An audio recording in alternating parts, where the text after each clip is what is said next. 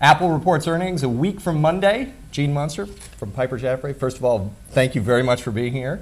Second, how are they going to do? I think they're going to have another great quarter. I think the key this quarter is going to be a little bit different than what most people think. I think the key this quarter is going to be the Mac number. And we think the Mac number of 3.1 million units or slightly above that. Street consensus right now is about 2.9. The whisper numbers are drifting up, but a strong Mac number, an okay iPhone number, and an irrelevant iPod number gets us to a point where I think that the Street's going to be happy enough that the Street numbers for 2010 continue to drift up. Great, and I definitely want to talk about the Mac business in detail in a second, because I think that's very important going forward, is that I'm sure you do as well. But so talking specifically on the numbers, the Street's at $12 billion of revenue, and I think $2.05 for the quarter. Where do you think they come in relative to that? I think it's going to be slight upside on the revenue side. I think $12.2 billion in terms of earnings at 205, usually 215 to 220, somewhere in that range.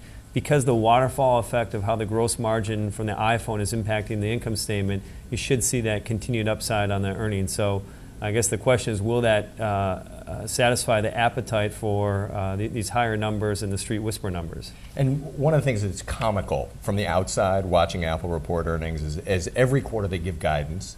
Every quarter, the Street's estimates are a little bit above the guidance, conservatively so, and then people say, well, there's a little bit of upside to that.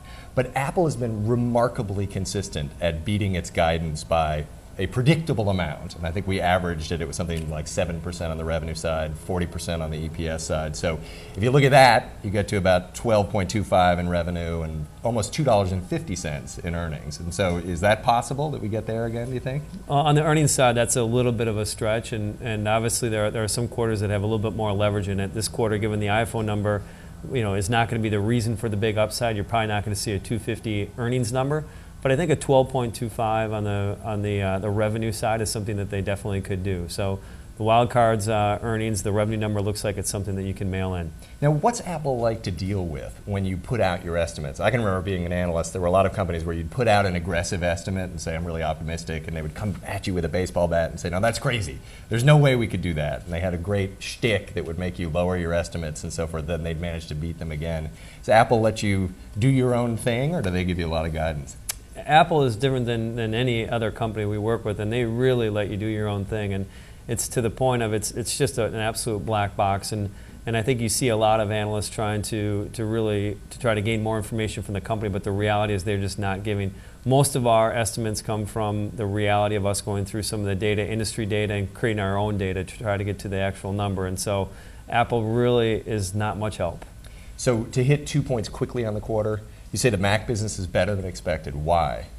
Well, we're just seeing a rebound. The Mac business was growing at around 30% before the slowdown, and then it got down to around a flat growth. But just since November in particular, it really bounced back. They've had some new Macs, but I think this is just a return back to some of its normal growth rate. So at a 21% year-over-year growth, we're still not back to the 30%, but we're just returning to a normal state. And then lastly, iPhone. I heard you use the word okay, which is not what people are used to on the iPhone. Just going to be okay? Just okay. And this quarter is a little bit different than most quarters in the sense that you've got a lot of advertising around the Droid that started the first week in November, also a lot of talk around Nexus. There's just been a higher interest and awareness, I think, in the Android platform, which hits the U.S. business, which is about 40% of iPhones.